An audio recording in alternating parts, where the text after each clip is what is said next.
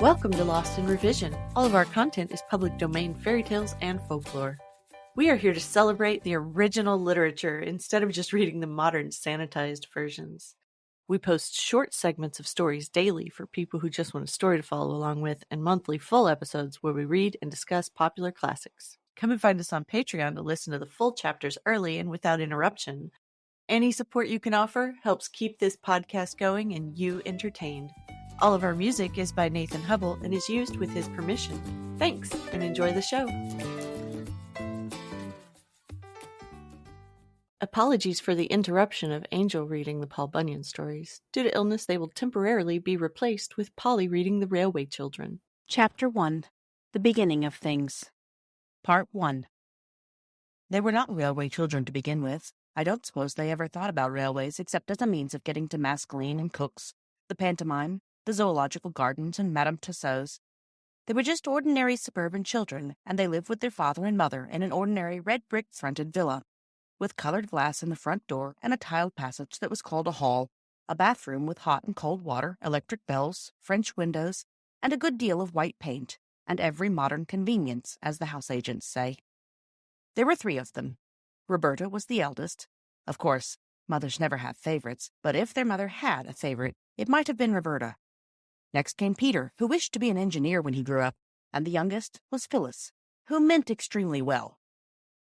Mother did not spend all her time in paying dull calls to dull ladies and sitting dully at home waiting for dull ladies to pay calls to her. She was almost always there, ready to play with the children and read to them and help them do their home lessons. Besides this, she used to write stories for them while they were at school and read them aloud after tea.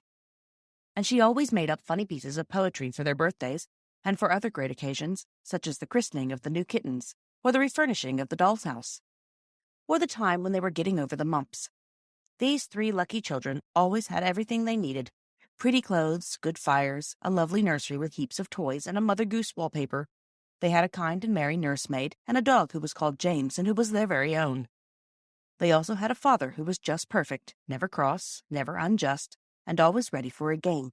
At least, if at any time he was not ready, he always had an excellent reason for it, and explained the reason to the children so interestingly and funnily that they felt sure he couldn't help himself. You will think that they ought to have been very happy, and so they were, but they did not know how happy till the pretty life in the Red Villa was over and done with, and they had to live a very different life indeed. The dreadful change came quite suddenly. Peter had a birthday, his 10th. Among his other presents was a model engine more perfect than you could ever have dreamed of. The other presents were full of charm, but the engine was fuller of charm than any of the others were. Its charm lasted in its full perfection for exactly 3 days.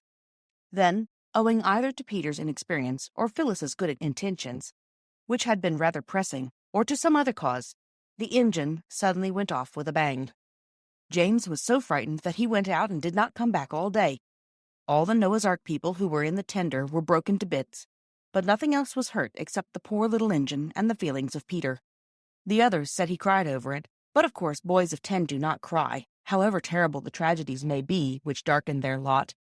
He said that his eyes were red because he had a cold. This turned out to be true, though Peter did not know it was when he said it. The next day he had to go to bed and stay there.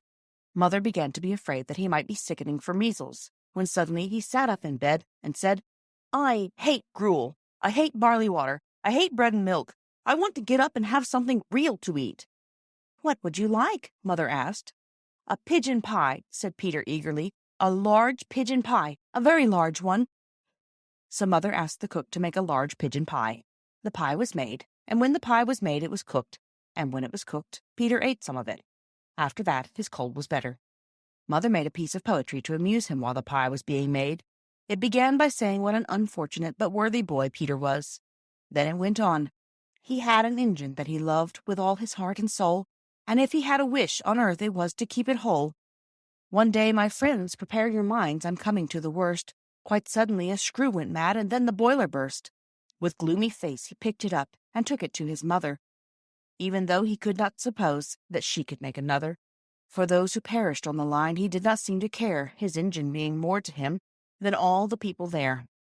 And now you see the reason why our Peter has been ill. He soothes his soul with pigeon pie, his gnawing grief to kill. He wraps himself in blankets warm and sleeps in bed till late, determined thus to overcome his miserable fate. And if his eyes are rather red, his cold must just excuse it. Offer him pie, you may be sure he never will refuse it. Father had been away in the country for 3 or 4 days. All Peter's hopes for the curing of his afflicted engine were now fixed on his father. For father was most wonderfully clever with his fingers. He could mend all sorts of things. He had often acted as veterinary surgeon for the wooden rocking horse.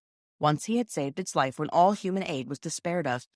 Father had been away in the country for 3 or 4 days. All Peter's hopes for the curing of his afflicted engine were now fixed on his father, for father was most wonderfully clever with his fingers. He could mend all sorts of things. He had often acted as veterinary surgeon to the wooden rocking horse. Once he had saved its life, when all human aid was despaired of, and the poor creature was given up for lost, and even the carpenter said he didn't see his way to do anything. And it was father who mended the doll's cradle when no one else could, and with a little glue and some bits of wood and a penknife made all the Noah's Ark beasts as strong on their pins as ever they were, if not stronger. Thank you for joining us today. I would like to thank all of our supporters on Patreon. Your support helps pay for all of the things that podcasting requires and helps keep this show alive and growing. Feel free to fact check us and offer suggestions to make our show better for you. You can send us an email at lostinrevisionpodcast@gmail.com. Don't forget to follow and give us a good review anywhere you listen, and share with your friends and family. There's a lot more waiting for us all at the end of the road.